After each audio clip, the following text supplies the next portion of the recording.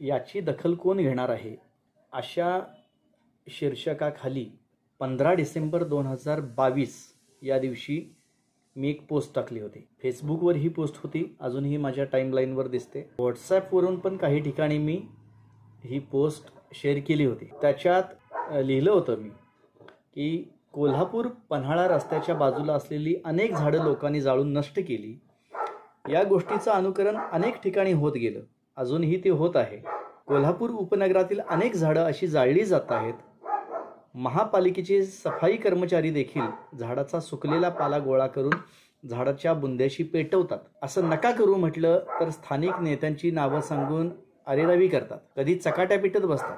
आपल्या सूचनेकडे ते लक्षही देत नाहीत. आम्ही पेटवलं नाही, कुणी काडी लावली त्यांना विचारा, अशी यांची भाषा असते. याबाबत खरं तर लोकांनी एकत्र येऊन जाब विचारायला हवा, पण कुणाला काय पडलंय? विनाकारण एखाद्याचा त्रास नको म्हणत लोक कानाडोळा करतात. निदान निसर्गप्रेमी, वृक्षप्रेमी अशी बिरुदं लावणाऱ्यांनी तरी हे थांबवण्याचा प्रयत्न करायला हवा, एवढीच माफक अपेक्षा आहे. सानेगुरुजी वसाहत परिसरात महाराष्ट्र बँकेजवळ कालपासून 2 झाडं अशी जळत आहेत असं मी लिहिलं होतं. खाली माझं नाव आणि मोबाईल नंबर टाकला होता आणि ही पोस्ट मी व्हॉट्सॲप आणि फेसबुकवर शेअर केली होती. त्यासोबत जी झाडं जळत होती त्या झाडांचे जळतानाचे व्हिडिओज मी शेअर केले. म्हणजे एकच व्हिडिओ होता, तो व्हिडिओ मी शेअर केला होता. वास्तविक तो व्हिडिओ करण्याआधी माझ्यासोबत ज्या पाण्याच्या बाटलीत पाणी होतं तेवढंच पाणी मी तिथं टाकलं होतं. वास्तविक ते पुरेसं नव्हतं, मला माहीत आहे. थोडी माती वगैरे तिथं टाकली, असं सगळं केलं आणि ती पोस्ट टाकली. यावर काही लोकांनी मला त्यांच्या प्रतिक्रिया पाठवल्या. सागर वासुदेवन नावाच्या व्यक्तीने मला मेसेज टाकला होता की शासन मदत करेल की नाही माहीत नाही, पण ज्यांना शक्य आहे त्यांनी त्वरित जाऊन पाणी मारून आग विझवण्याचा प्रयत्न करायला हवा. त्यानंतर आणखी एकाने सांगितलं होतं, सर मी कोल्हापूर महानगरपालिका आयुक्तांना पत्र पाठवतोय, तुम्ही एक पत्र पाठवा, आपण हे बंद करू, वृक्षवल्ली आम्हा सोयरे. राहुल राजशेखर त्यांनी मला मेसेज टाकला होता, विकासजी मी कॉल केला आहे, अग्निशमन दलाला लिंक पण पाठवलेली आहे. पण वास्तविक तसं कोणी अग्निशमन दलाचे तर आलेच नाही तिथे. त्यानंतर ललित पंडित म्हणाले होते अग्निशमन दलाला बोलवा, ते करण्याचा आम्ही प्रयत्न केलेला होता. लोक ते कॉल पण अटेंड करत नव्हते. मग त्यांनी सांगितलं की सरळ कलेक्टरकडे तक्रार द्या, सगळी कामाला लागतील. त्यांनीसुद्धा दाद नाही दिली तर ऑनलाईन PM पोर्टलवर तक्रार टाका, ते लगेच दखल घेतात. म्हणजे आमच्याकडून तसं अगदी PM पोर्टलवर वगैरे काय तक्रार टाकणं झालं नाही. दुसऱ्या दिवशी मी ज्यावेळी तिथे गेलो त्यावेळी ती पुन्हा झाडं जळत असलेली तसंच बघितलं, धुमत होतं, सगळं धूर वगैरे येत होता. त्यावेळी मी पुन्हा एक पोस्ट टाकली, ही दोन्ही झाडं पुन्हा जळताना पाहिली. माझ्या बॅगेतल्या पिण्याच्या बाटलीतल्या पाण्याने ही आग विझणारी नाही याची कल्पना मला आहे, तरीही बाटली रीती केली. ही झाडे वाचणार नाहीत अशी मला आता खात्री वाटू लागलेली आहे. कोणीही त्याची दखल घेणार नाही. असो, मी काळजातली कळ व्यक्त केली इतकंच, असं मी त्यावरती टाकलं होतं. त्या दरम्यान परितोष उरकुडे यांचा मला मेसेज आलेला होता की लेखी तक्रार द्यावी गार्डन विभागाला आणि आरोग्य विभागाला. पुन्हा त्यांचाच मेसेज आला की संबंधित पोस्ट आरोग्य आणि गार्डन अधिकाऱ्यांपर्यंत पाठवलेली आहे. पण त्यावर काय फारसं असं झालं नाही. नंतर मग वृक्षप्रेमी व्हॉट्सॲप ग्रुप आहे, त्या ग्रुपमधले काही सदस्य एकत्र येऊन त्यांनी रंकाळ्यातून पाणी वगैरे आणून त्या झाडांना तिथं घातलं. जळणाऱ्या झाडांना ती आग पूर्णपणे विझवली गेली आणि माती वगैरे टाकून सगळं ते विझवून तिथं थोडंसं तिथला कचरा वगैरे सगळा काढून टाकला, पाणी वगैरे घातलं आणि तिथल्या लोकांना वगैरे ताकीद दिली काय काय असं झालं ते थोडंसं. तेव्हा म्हटलं ठीक आहे, आपण पोस्ट टाकल्यामुळं निदान एवढं तरी झालं, पाऊल उचललं गेलं काहीतरी आणि झाडं वाचतायत. बरं झालं खरं तर ही पोस्ट मी टाकली ते. त्यानंतर अधूनमधून असे प्रकार व्हायचे की महापालिकेचे कर्मचारी वगैरे कुठेतरी झाडाच्या इथं पाला आणून गोळा करून टाकायचे, आग लावायचे. मी जाणार तिथं, ते आग विझवणार, नाही तर तो पाला ढकलणार दुसऱ्या बाजूला. त्या लोकांना मग मी सांगायचो, समजावून सांगायचा प्रयत्न करायचा. कधी कधी थोडंसं वादाचा पण प्रसंग व्हायचा. असं ते होत जायचं. पण त्याने झाडं पेटवणं काय ते थांबवलं नाही आणि मी त्यांना सांगणं किंवा ते विझवणं हे थांबवलं नाही. बऱ्याच जणांचा रोष पत्करावा लागला, त्याला इलाजच नव्हता, पण हे करत होतो. आता माझ्या निदर्शनाला असं आलं की बऱ्याचशा झाडांच्या साली लोकांनी सोलून काढलेत. पाला पेटवणे हे तर सुरूच आहे, आणि फक्त काय पालिकेचे लोकच ते पेटवतात असं काही नाही. आता ज्यांच्या दारात झाड आहेत असे पण लोक तिथं ते पेटवायला लागले असं दिसायला लागलं. मग म्हटलं ह्यावर काहीतरी पाऊल उचलणं गरजेचं आहे. वृक्षप्रेमी ग्रुप आहेच, आणखी काही ग्रुप वगैरे एकत्र येऊन काही करता आलं तर म्हटलं हे झाडं वाचतील. अजूनही असं वाटायला लागले की आता ती झाडं कुणालाच नको आहेत. आता रस्ते रुंदीकरण, महामार्ग हे तर सगळं चाललंय. विकासाचे महामार्ग आपण म्हणायला लागले, विनाशाचे महामार्ग वाटायला लागलेत मला आता हे. कारण एवढी झाडं तोडली जात आहेत. मागे आता ते सोलापूर धुळे महामार्गाच्या त्या कामासाठी औरंगाबाद शहरालगत 30 किलोमीटर अंतरावर 18,000 झाडांची कत्तल झाली होती. अगदी 30-40 वर्षांपूर्वीचे वटवृक्ष आणि इतर झाडांची तर खांडोळी झालेली होती. समृद्धी महामार्गाच्या तिथं जवळजवळ 3,000 झाडांची कत्तल झालेली होती. त्या तुलनेत नवीन झाडं लावलेलीच नाहीत. आणि सोलापूर हायवेच्या तिथं बाजूला खुरटी झाडं लावून 100% रोपण केल्याचं सांगितलं जातं आहे. दुभाजक आणि रस्त्याच्या कडेला वापरण्यात येणाऱ्या झाडांची संख्या तोडलेल्या झाडांपेक्षा 5 पटीत लावली तरी कमीच पडणार आहे. औरंगाबाद शहराजवळून मराठवाड्यातून जाणाऱ्या महामार्गामुळे जिल्ह्यामध्ये जवळजवळ 38,000 झाडांची कत्तल झाली होती. 4 डोंगर, 12 टेकड्या भुईसपाट करण्यात आलेल्या होत्या. ह्या सगळ्या रस्त्याच्या कामामुळे निसर्गाचं प्रचंड नुकसान झालेलं आहे. फार कशाला, पुणे बेंगलोर हा जो राष्ट्रीय महामार्ग आहे ते आता शेंद्रे ते पेठ नाका ह्या परिसरामध्ये म्हणजे जवळजवळ 67 किलोमीटर पट्ट्यात 6 पदरीकरणाच्या कामाला सुरुवात केलेली होती कंत्राटदारानं. त्या कामाच्या वेळी तब्बल 10,880 झाडांची कत्तल करावी लागणार होती. त्या बदल्यात नवीन 55,000 झाडं लावण्याची कमिटमेंट कंत्राटदाराची घेतली गेली होती. कंत्राटदारानं 55,000 झाडं लावण्याचा शब्द दिला. यापूर्वीचे सगळे बरेचसे रस्ते झाले, पण आत्तापर्यंत तसं बघायला गेलं तर कुठल्याच कंत्राटदारानं शब्द पाळलेले नाहीत. त्यामुळं नागरिक किंवा पर्यावरण प्रेमीमध्ये नाराजी असते.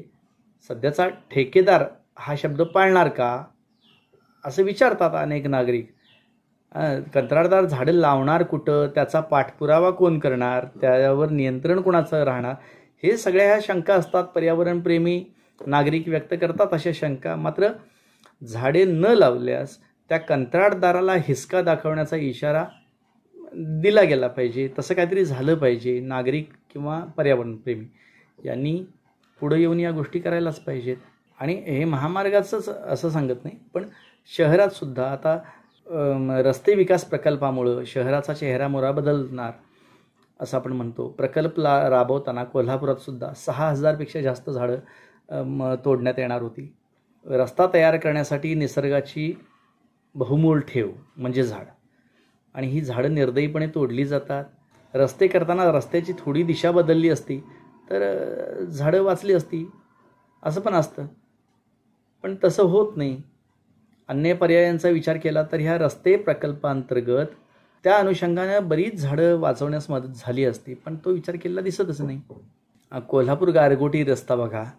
रस्त्याच्या दुतर्फा असलेली गर्द हिरव्या झाडांची रांग बघितली की प्रवाशांच्या डोळ्यांचं पारणं फिटतं. अगदी आल्हाददायक असं ते छान वाटतं सगळं. पण तिथंसुद्धा रस्त्याच्या रुंदीकरणामुळं झाडं तोडली जात आहेत.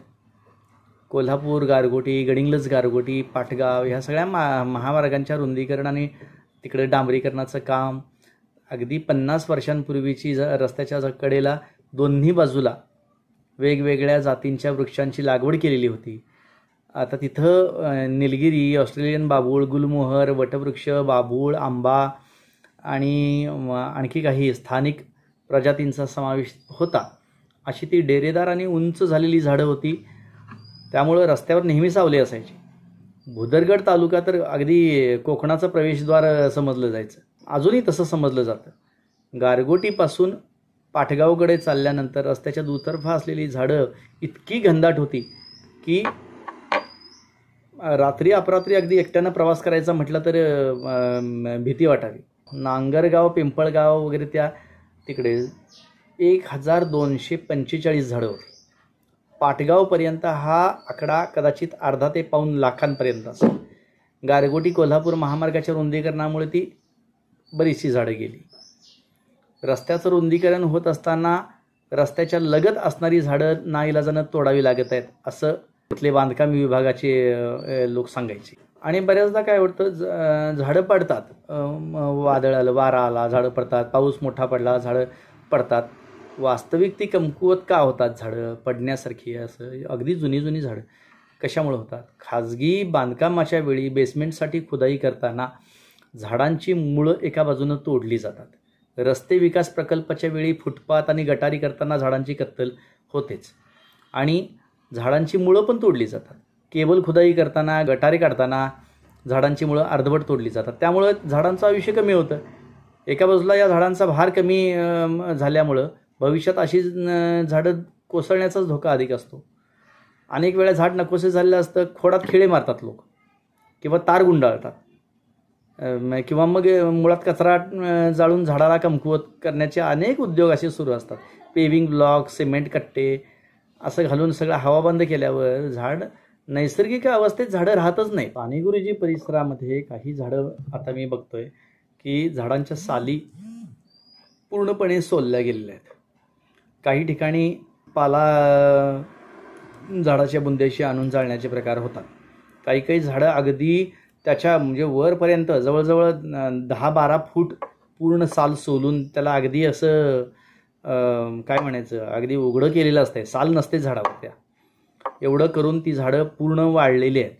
अशा काही झाडांचे मी फोटो पण आहेत माझ्याकडे, मी घेतलेले आहेत. विजांच्या तारांमध्ये वगैरे कुठंतरी फांद्या जात असतील, MSCBचे लोक येऊन तोडत असतील तर तेवढी ती फांदी मारणं समजू शकतो, पण ते पण अशा प्रकारे तोडलेली असतात ही झाडं की वरती त्या फांद्या वगैरे तिकडे जाण्याचा संबंधच नाही. अगदी कुठूनही कसंही तो बुंदाच तोडला जातो, कट केला जातो आडवा. मग त्याला ती पालवी फुटणार कशी आणि ते काय कसे झाड वाढणार कशी? ज्या झाडाची मी पोस्ट गेल्या वर्षी 15 डिसेंबर 2022ला केली होती, ते झाड आज बघायला गेलं तर त्याची अवस्था कशी आहे?